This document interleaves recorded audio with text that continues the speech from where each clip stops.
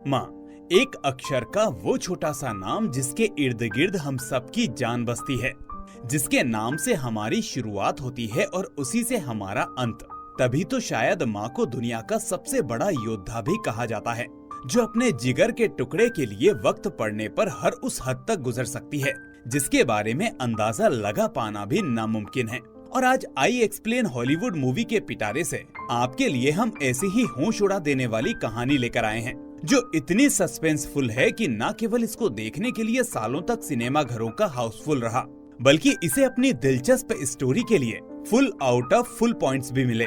Movie का नाम है मदर और इसकी IMDb रेटिंग है 7.7। तो चलिए दोस्तों, फिर शुरू करते हैं। हमारी इस कहानी की शुरुआत ममता से भरी माँ चैंग से होती है, जो एक सुनसान मैदान में बेहद विचित्र तरीके से डांस कर रही होती है। उनके चेहरे के हाव भाव साफ साफ बयां कर रहे थे कि उनका डांस किसी खुशी का नहीं, बल्कि एक अलग ही दर्द बयां कर रहा था। ऐसा दर्द जिसे वो किसी को नहीं बता सकती थी, बस खुद में घुटती जा रही थी। सबसे बड़ा सवाल ये खड़ा होता है कि आखिर माँ इतना परेशान क्यों है, और ये जानने के लिए हमें कहानी के अतीत के पन्नों को पलटना पड़ेगा, जहाँ माँ अपने बेटे जून के साथ साउथ कोरिया के छोटे से शहर में रहती है और उसके पति की मृत्यु काफी साल पहले हो चुकी है। जून को बचपन से ही उसकी चैंग ने पाला पोसा था और बड़ी ही मुश्किलों से अपने बेटे की परवरिश की थी। एक आम विधवा औरत की तरह पति के गुजर जाने के बाद चैंग को भी कई परिस्थितियों का सामना करना पड़ा, लेकिन धीरे धीरे जिंदगी पटरी पर आ गई। वो रोजी रोटी के लिए जड़ी बूटियों की दुकान चलाती थी। इसके अलावा वो वहाँ स्थानीय महिलाओं को एक्यूपंक्चर की थेरेपी भी दिया करती थी, लेकिन ये काम वो चोरी चुपके किया करती थी, क्योंकि इसके लिए उसके पास कोई लाइसेंस नहीं था। पहले से ही कर्ज में डूबी चैंग के लिए उसका बेटा जून सबसे बड़ी समस्या थी, क्योंकि जून आम लड़कों से बिल्कुल ही अलग था। उसकी उम्र तो बढ़ गई थी, लेकिन मानसिक तौर पर वो पूरी तरीके से कमजोर था। जहां उसकी उम्र के सारे लड़के अपना ख्याल रखना अच्छी तरह से जानते हैं, वहीं जून की हर एक चीज की परवाह उसकी माँ करती थी। उसके लिए चीजों को याद रखना बहुत ही मुश्किल होता था, और इन्हीं सब चीजों की वजह से कई लोग बेचारे का फायदा भी उठा लेते थे, मगर वो समझ ही नहीं पाता। चैंग जून की याददाश्त मजबूत करने के लिए उसे कई जड़ी बूटियां भी पिलाती रहती है, लेकिन इसका भी उस पर कोई असर नहीं होता। हालांकि वो सारी बातें भूलता नहीं है, लेकिन कुछ समय के लिए सब कुछ उसके दिमाग से खाली हो जाता है और फिर अचानक से याद आ जाता है। वो अपना ज्यादातर समय अपने दोस्त जिन के साथ बिताता है, जो कि एक लोकल गुंडा रहता है और दिन भर बदमाशियां करना उसका काम था, जिसके कारण चैंग उसे बिल्कुल भी पसंद नहीं करती थी, क्योंकि उसे डर था कि कहीं उसकी वजह से उसका बेटा किसी मुसीबत में ना फंस जाए। बदकिस्मती से एक दिन उसका ये डर तब हकीकत में बदल जाता है, जब रास्ते में एक गाड़ी जून को ठोकर मारकर वहाँ से चली जाती है। ये देखकर चैंग काफी डर जाती है और वो अपने बच्चे को संभालती है, लेकिन जिन उस आदमी से बदला लेने के लिए जून को अपने साथ लेकर चला जाता है। दोनों गाड़ी का पीछा करते करते गोल्फ क्लब तक पहुंच जाते हैं और गाड़ी के दोनों शीशे तोड़कर उसके ड्राइवर और पैसेंजर को भी बहुत मारते हैं। लेकिन अब जो कि वो इंसान काफी रईस था, इसलिए पुलिस तुरंत कंप्लेंट लिखकर उन दोनों को हवालात के अंदर डाल देती है। कमाल की बात तो तब होती है जब पूछताछ के दौरान जून भूल चुका था कि गाड़ी के पीछे वो क्यों गया था और उसने गोल्फ कोर्स में क्या किया, जिसका फायदा उठाकर जिन सारा अपराध उसी के माथे मर देता है। और वो बेवकूफ गोल्फ कोर्स से उठाई एक गेंद पर अपना नाम लिखने में व्यस्त था। उसे समझ ही नहीं आ रहा था कि उसका ही दोस्त उस पर सारा दोष लगा रहा है, जिसकी वजह से गाड़ी में किए गए तोड़फोड़ का सारा पैसा जून को ही देना पड़ेगा। अब जो कि वो गाड़ी काफी महंगी थी, इस वजह से उसमें लगने वाला सारा सामान भी काफी कीमती था, जिसके कारण पहले से कर्ज में डूबी चैंग को अपने बेटे द्वारा की गई इस नासमझी की भरपाई लोन लेकर करना पड़ा। वो घर जाकर हमेशा की तरह एक बार फिर से अपने बेटे को जिनसे मिलने के लिए बहुत रोकती है, उसे काफी डांटती भी है, लेकिन जून कहाँ ही उसकी सुनने वाला। ऐसा लगता था मानो उसे अपनी माँ की बातें याद ही नहीं रहती थी, या फिर वो अपने दोस्त के साथ जिंदगी जीने में कुछ ज्यादा ही मगन था। शाम को जून एक बार में बैठकर जिन का इंतजार करता है। कई घंटे शराब पीने के बावजूद भी जिन नहीं आता, और जब बिल देने की बारी आती है तो वो बार की मालकिन को गोल्फ कोर्स की चुराई हुई वो 2 बॉल्स दे देता है और इसे बहुत ही कीमती बताता है। हालांकि बार की मालकिन जून और उसकी माँ चैंग को बहुत अच्छे से जानती थी, इसलिए वो उसे वहाँ से जाने देती है। रात में घर आते समय उसे अनजान सड़क पर एक लड़की नजर आती है, जिसे देखकर वो उसके पीछे पीछे जा रहा था। वो लड़की एक खंडहर पड़े घर की तरफ आगे बढ़ती है। जून उसे अपने साथ एक ड्रिंक ऑफर करता है, लेकिन वो उसे पत्थर मारकर वहाँ से भगा देती है। जिसके बाद जून घर आकर अपनी माँ के बगल में चुपके से सो जाता है। वहीं इसी दौरान हमें जिन को भी दिखाया जाता है, जो गोल्फ स्टिक को तालाब में साफ कर रहा होता है। इतने में सुबह हो जाती है, जहाँ सूर्य की पहली किरण के साथ शहर के लोगों में भी अजीब सी हलचल थी, क्योंकि जिस लड़की को रात में जून ने देखा था, उसकी लाश उसी के घर के ऊपर लटकी पड़ी थी, मानो किसी ने बेरहमी से उसका कत्ल करके कपड़े की तरह छत पर सुखा दिया हो। छानबीन में मालूम पड़ता है कि लड़की का नाम मून है और वो एक हाई स्कूल स्टूडेंट थी। इन्वेस्टिगेशन में पुलिस को मौके पर एक गोल्फ बॉल मिलती है, जिस पर जून का नाम लिखा था। ये वही बॉल थी जिसे बीती रात बार की मालकिन को जून ने शराब के पैसे के बदले ऑफर किया था, और फिर इसी बॉल को लेकर वो उस लड़की के पीछे पीछे भी गया था। यहाँ तक कि एक आदमी ने भी उसे ऐसा करते हुए देखा था। लेकिन ये भी सच था कि वो उस लड़की के साथ घर के अंदर नहीं गया। मगर ये बात पुलिस के सामने साबित करना नासमझ जून और उसकी गरीब माँ के लिए बहुत मुश्किल था। अब सबूतों के आधार पर पुलिस जून को हिरासत में ले लेती है और बिना कुछ सोचे समझे वो इस बात को भी कबूल कर लेता है कि उसी ने उस लड़की का खून किया है, जबकि बेचारे को तो ये भी नहीं पता कि किसी की मौत की आखिर कीमत क्या होती है। खैर, गुनाह कबूल करने के बाद कोर्ट उसे 15 साल की कैद की सजा सुना देती है। पर इस केस को इन्वेस्टिगेट करने वाले 3 डिटेक्टिव्स में से एक जेमून जून और उसकी माँ को अच्छी तरह से जानता था। उसे ना जाने क्यों ऐसा लग रहा था कि जून ये खून नहीं कर सकता, जरूर उसे फंसाया जा रहा है। ऐसे में वो अपने बाकी साथियों को समझाने की कोशिश करता है कि ये लड़का मानसिक तौर पर थोड़ा कमजोर है, लेकिन बहुत भोला है, ये ऐसा काम बिल्कुल भी नहीं कर सकता है। पर तभी वहाँ जून खुद ही अपने खिलाफ बोलता है कि मैं अच्छा जरूर हूँ, लेकिन कभी कभी गलत भी हो जाता हूँ, जिससे अन्य पुलिस वाले कंफ्यूज हो जाते हैं। वहीं बार में उसने मीना नाम की एक लड़की से भी छेड़छाड़ करने की कोशिश करी थी, जिसकी वजह से पुलिस को लगता है कि जरूर वो इस लड़की का बलात्कार करना चाहता होगा और अंत में उसका मर्डर कर दिया। इन्हीं सब कारणों की वजह से ये केस यहीं पर खत्म हो जाता है और जून को हवालात के पीछे डाल दिया जाता है। मगर एक माँ तो माँ ही होती है, उसे अच्छे से पता था कि उसका लाडला कैसा है। चैंग समझ जाती है कि जरूर किसी ने उसके बेटे की शराफत का फायदा उठाया है। वो इसके लिए जे मून से गुजारिश करती है। जे मून उससे कहता है कि मैंने कोशिश की थी, लेकिन तुम्हारे बेटे ने ही कन्फेशन लेटर पर साइन कर दिया। अब तो फाइल भी क्लोज हो चुकी है, मैं कुछ भी नहीं कर सकता। जब चैंग उससे पूछती है कि आखिर उसने अपना गुनाह कबूल क्यों किया, तो बेचारा जून बड़ी ही मासूमियत से कहता है कि क्योंकि वहाँ मौजूद सभी लोग यही कह रहे थे कि उसने ही खून किया है, तो वो उनकी बात मान गया। मगर चैंग जानती थी कि उसका बेटा निर्दोष है, इसलिए वो अपने बेटे की जान बचाने के लिए जिंदगी भर की बची कुची संपत्ति लगाकर एक वकील को हायर करती है, जिसका नाम गोंगसुक हो होता है। वो वकील को लेकर अगले दिन अपने बेटे से मिलने जाती है, जहाँ दिमाग पर जोर डालने पर उसे याद आता है कि उस रात वो जिनसे मिलने के लिए बार में तो गया था, मगर वो वहाँ नहीं आया था। इसके अलावा उसे ये भी याद आता है कि कार की तोड़फोड़ उसने नहीं की थी, बल्कि ये काम भी जिन का था। कुछ काम का न मिलने के बाद वकील वहाँ से चला जाता है। चैंग को कहीं ना कहीं इसके पीछे जिन का हाथ लगता है, इसलिए वो अपने वकील के ऑफिस में उसे ये बात बताने के लिए जाती है। लेकिन वकील इतना बिजी होता है कि समय नहीं दे पाता, जिसकी वजह से अब खुद चैंग जिनसे सारी सच्चाई निकलवाने के लिए उसके पास पहुंचती है। पर वो अपने घर पर नहीं होता, हालांकि उसका घर का दरवाजा खुला हुआ था, इसलिए वो बिना सोचे समझे उसके घर में घुस जाती है, जहां चैंग को तलाशी लेने पर एक गोल्फ स्टिक मिलती है जिस पर खून लगा हुआ था। साथ ही साथ यहाँ हमें ये भी मालूम पड़ता है कि जिस लड़की मीना को जून ने बार में छेड़ा था, वो जिम की गर्लफ्रेंड है। और अब यहाँ चैंग को भरोसा हो जाता है कि जरूर मीना को परेशान करने की वजह से जिन ने जून को इस खून में फंसाकर बदला लिया है। चैंग फौरन उस गोल्फ स्टिक को लेकर पुलिस स्टेशन जाती है, जहां पुलिस जिन को भी इन्वेस्टिगेशन के लिए बुला लेती है। पर अपनी सफाई में वो कहता है कि ये खून नहीं बल्कि एक लिपस्टिक है, और उसकी सफाई में एक वीडियो भी पेश करता है। ये देखकर चैंग हताश हो जाती है और अपने बेटे को बचाने का ये मौका उसके हाथ से निकल जाता है। इसके बाद वो वकील से मिलने के लिए जाती है, जहां वकील चैंग को बताता है कि तुम्हारा बेटा एक मानसिक रोगी है, अगर हम चाहें तो उसे 4 साल के लिए पागल खाने भिजवा सकते हैं, जिससे उसकी 11 साल की सजा कम हो जाएगी और 4 साल के बाद वो वापस छूटकर तुम्हारे पास आ जाएगा। इस तरीके से हम उसकी सजा कम करवा सकते हैं। पर चैंग को वकील की इस बात पर बहुत गुस्सा आता है, क्योंकि वो जानती है कि उसका बेटा निर्दोष है और जो खून उसने किया ही नहीं, आखिर उस अपराध को जिंदगी भर अपने माथे पर लेकर क्यों घूमो, जिसकी वजह से वो वहाँ से उठकर चली जाती है। शाम को जब चैंग अपने घर आती है तो उसे वहाँ पर जिन मिलता है, जो घर के अंदर बैठकर काफी देर से उसका इंतजार कर रहा था। वो चैंग के ऊपर नाराज था क्योंकि आज उसकी वजह से उसे पुलिस के सामने बहुत बेइज्जती महसूस हुई और इसके बदले वो उससे कुछ पैसे मांगता है। साथ ही साथ उसे ये भी बताता है कि इस केस में बहुत ही अजीब हुआ है।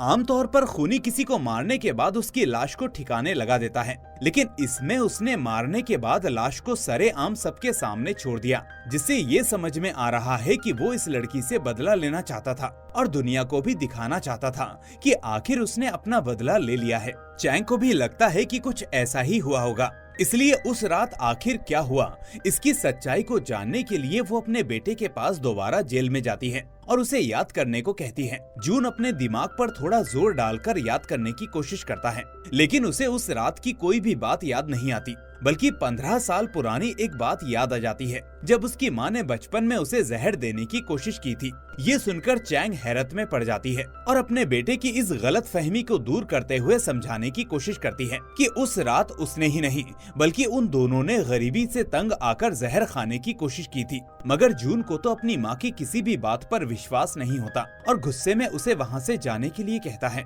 हालांकि ये सच था कि बचपन में आर्थिक तंगी की वजह से चैंग ने अपने बेटे को और खुद को जहर देने की कोशिश की थी, लेकिन भगवान को कुछ और ही मंजूर था और जहर में मिलावट होने की वजह से उन दोनों की जान बच गई। हालांकि इससे जून के दिमाग पर काफी असर पड़ा, जिससे उसकी मानसिक स्थिति बिगड़ गई और आज तक ठीक नहीं हो पाया। जून के इस बर्ताव की वजह से चैंग को काफी दुख पहुंचता है, क्योंकि वो कभी भी अपने बेटे को ऐसा नहीं बनाना चाहती थी और उसने जो कुछ भी किया था उसका उसे आज तक अफसोस है और रोजाना इसका प्रायश्चित भी कर रही है। वो रोते रोते अपने बेटे की पुरानी फोटो को देखती है, जिसे लेकर वो लेमिनेट करवाने के लिए दुकान पर पहुंचती है। वो जिस दुकान पर फोटो को लेमिनेट करवाने के लिए जाती है, इस स्टूडियो में रहने वाली लड़की को याद आता है कि मून नाम की जिस लड़की की मृत्यु हुई थी, वो कुछ दिन पहले उसके स्टूडियो में अपनी एक दोस्त के साथ फोन में ली गई फोटोज को निकलवाने के लिए आई थी। हालांकि वो फोटो उतनी साफ नहीं थी, लेकिन उसकी बातों से ऐसा लग रहा था कि ये तस्वीर उसके लिए बेहद जरूरी है। साथ ही साथ वो स्टूडियो वाली लेडी चैंग को ये भी बताती है कि उस लड़की के कान से खून भी निकलता था, शायद उसे किसी तरह की बीमारी थी। चैंग उन तस्वीरों को ढूंढने के लिए बोलती है और जिस स्कूल में वो पढ़ती थी वहाँ के वो कुछ बच्चों से भी बात करती है, जिससे उसे मून के बारे में बहुत सी जानकारियाँ मिल जाती हैं। चैंग को ये मालूम पड़ता है कि उस लड़की की माँ बहुत पहले गुजर चुकी थी और उसके पिता एक अन्य महिला के साथ उसे छोड़कर चले गए थे, जिसकी वजह से मून बचपन से अपनी शराबी दादी के पास ही रहा करती थी, लेकिन वो भी उसकी कदर नहीं करती थी। यानी कि कुल मिलाकर मून हमेशा से अकेली ही रही है। वो हरदम अकेली रहा करती थी और घर कैसे चलाती थी उसके लिए उसे क्या कुछ करना पड़ता था, इससे उसकी दादी को कोई मतलब नहीं था। वहीं मून के बारे में इलाके में कुछ अफवाहें भी थी, जहां उसे राइस केक गर्ल के नाम से भी जाना जाता था, क्योंकि जो कोई भी उसे राइस या फिर राइस केक देता था वो उसके साथ ही समय बिताने के लिए तैयार हो जाती थी। साथ ही जो लड़का उसके साथ टाइम स्पेंड करता था उनकी फोटोज भी वो चुपके से अपने फोन में क्लिक कर लेती थी, जिसकी उनको भनक भी नहीं लगती थी। उसके फोन में एक आधुनिक तकनीक थी जिसके तहत वो अपने फोन के कैमरा साउंड को म्यूट कर लेती थी और ये चीज उसे उसकी दोस्त ने सिखाई थी। चैंग भी उस लड़की के पास फोन के बारे में पूछने के लिए जाती है, लेकिन वो उसे बिना कुछ बताए वहाँ से भाग जाती है। हालांकि कुछ दूरी पर स्कूल के अंदर दो लड़के उसे पकड़कर मारते हैं, क्योंकि उन्हें भी वही वाला फोन चाहिए था। चैंग अभी जानना चाहती थी कि आखिर उन लड़कों को फोन क्यों चाहिए था, इसलिए वो जिन को कुछ पैसे देकर उन लड़कों को बंधक बना लेती है और वो बताते हैं कि इस फोन में उन लोगों की फोटो है और अगर किसी के हाथ वो फोटो लग गई तो वो कहीं के भी नहीं रह जाएंगे, इसलिए उन्हें वो फोन चाहिए था। मून तो राइस लीकर के बदले ही वो फोन देने को तैयार थी, लेकिन अब जबकि वो इस दुनिया में नहीं है, इसलिए उन्हें लगा कि ये फोन उसकी दोस्त के पास होगा। मगर अफसोस से उसकी दोस्त के पास भी ये फोन नहीं है। यानी कि अगर वो फोन उसकी खास दोस्त के पास नहीं है तो जरूर उसके घर पर कहीं ना कहीं होगा। ऐसे में चैंग तुरंत फोन की गुत्थी सुलझाने के लिए मून के घर जाती है, क्योंकि क्या पता इस फोन में ही कातिल की आखिरी फोटो हो।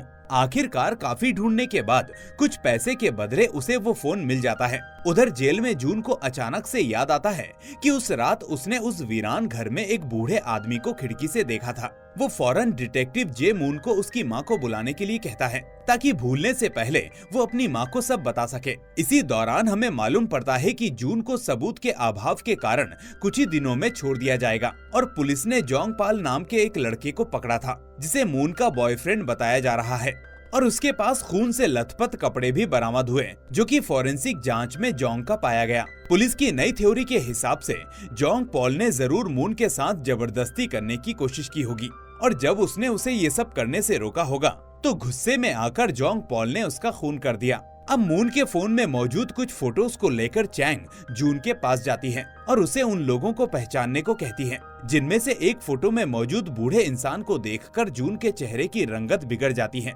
वो अपनी माँ को बताता है कि हाँ, यही तो वो बूढ़ा शख्स है जिसे उसने उस दिन घर में देखा था। चैंग को याद आता है कि ये कोई और नहीं बल्कि वही कबाड़ी वाला है जिससे उसने बरसात के दिन वकील के पास जाने से पहले छाता खरीदा था। वो फौरन उस बूढ़े आदमी को फ्री एक्यूपंक्चर देने के बहाने उसके घर बुलाती है और बातों ही बातों में वारदात के दिन की रात के बारे में पूछती है। बूढ़े शख्स को नहीं पता था कि चैंग जून की माँ है और जब वो उसे बताती है कि जल्द ही जून के खिलाफ सबूत न होने की वजह से उसे जेल से रिहा कर दिया जाएगा तो ये सुनकर वो इंसान भड़क जाता है और चैंग को कहता है कि वही लड़का असली खूनी है क्योंकि उस रात जो कुछ हुआ था उसने वो अपनी आंखों से देखा था। वो बताता है कि जून मून का पीछा करते करते वहाँ पर आया था और जब मून ने उसे वहाँ से भगाने के लिए पत्थर फेंका तो वो डरकर वहाँ से जाने लगा, लेकिन अचानक से वो लड़की उसे इडियट कहती है जिसे वो सुन लेता है और गुस्से में वापस वही पत्थर उठाकर मून पर दोबारा फेंक देता है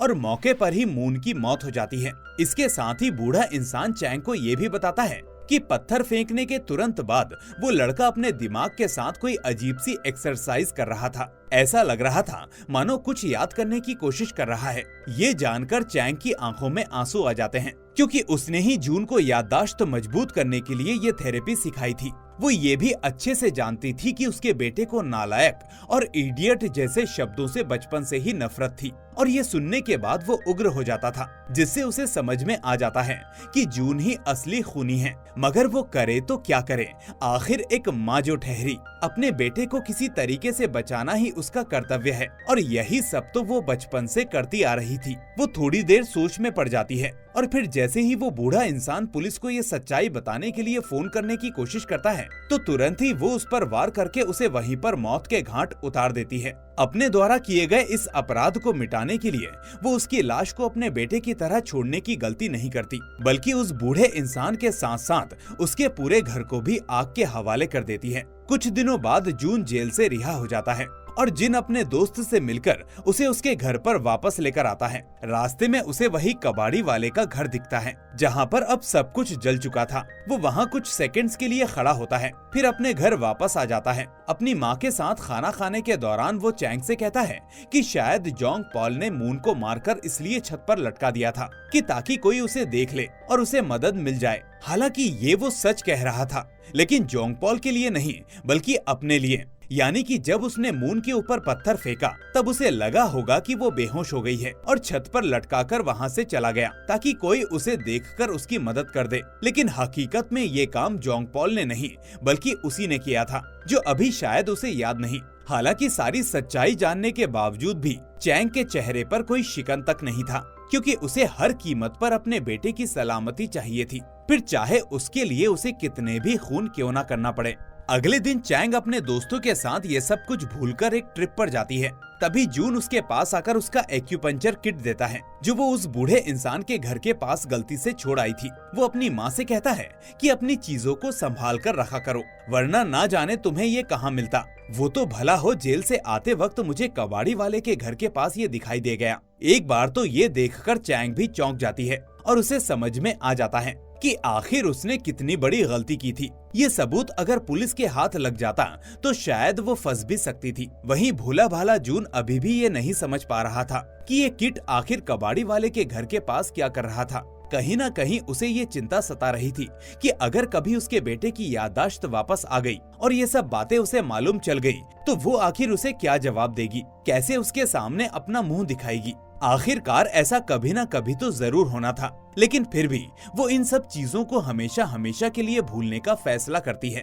इसके लिए वो एक खास तरह का एक्यूपंक्चर इंजेक्शन भी लेती है ताकि अपने गमों को मिटा सके और फिर अपने दोस्तों के साथ ट्रिप के लुत्फ उठाने में मगन हो जाती है।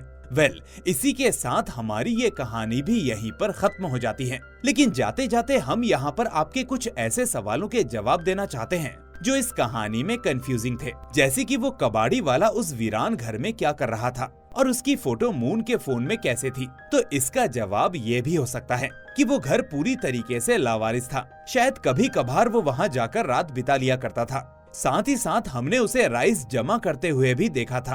अब क्या पता उसका और मून का कोई चक्कर हो या फिर वो दोनों एक दूसरे से मिला करते हों। अब क्योंकि मून राइस के लिए लोगों के साथ वक्त गुजारा करती थी, जिससे हमें ये भी समझ में आता है कि या तो वो अपनी दादी की तरह चावल के शराब की एडिक्टेड थी या फिर ये काम वो अपनी दादी के लिए किया करती थी। आखिर में सबसे बड़ा सवाल ये छूट जाता है कि अगर असली खूनी जून है तो जोंग पॉल की शर्ट पर मून का खून क्या कर रहा था। दोस्तों, आपको बता दे कि जोंग पॉल उसका बॉयफ्रेंड था और अब क्योंकि मून को नोज ब्लीडिंग की दिक्कत थी तो शायद कभी ये खून उसकी शर्ट पर गिर गया होगा, मगर पुलिस ने इसे सबूत समझकर बेचारे की जिंदगी बर्बाद कर दी। तो दोस्तों, आज के लिए बस इतना ही। अगर आपको हमारी ये कहानी पसंद आई हो तो इसे लाइक करके ज्यादा से ज्यादा शेयर करना ना भूलें और अगर चैनल पर नए हैं तो इसे सब्सक्राइब करके नोटिफिकेशन बेल को भी दबा दें। अब मैं मिलूंगा आपसे अगली ऐसी ही शानदार मूवी के साथ। Till then, take care and thanks for watching.